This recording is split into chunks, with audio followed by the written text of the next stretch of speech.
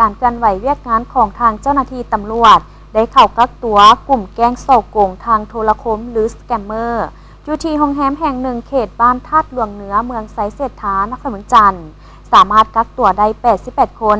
ในนั้นหลายที่สุดแมนสัญชาติเวียดนามและจีนนักข่าวความสงบรายงานในวันที่ 18 พฤษภาคม 2026 กรมตำรวจคุ้มครองการท่องเที่ยวร่วมกับกรมตำรวจคุ้มครองคนต่างประเทศกลุ่มใหญ่สันติบาลกระทรวงป้องกันความสงบได้ประสานสมทบกับภาคส่วนที่เกี่ยวข้องเข้ามางกลุ่มแก๊งส่อโกงสับทางโทรคมหรือสแกมเมอร์อยู่โรงแรมแห่งหนึ่งเขตบ้านธาตุหลวงเหนือเมืองไซเศรษฐานครเมืองจันทร์ผ่านการกวดกาพบเป้าหมายที่เป็นกลุ่มแก๊งส่อโกงสับทางโทรคมจำนวน 88 คนยิง 11 คนมี5สัญชาติในนี้มีผู้ถูกหาสัญชาติเวียดนามจำนวน 50 คนจีน 35 คนเมียนมา 1 คนเกาหลีใต้ 1 คนและสัญชาติลาว 1 คน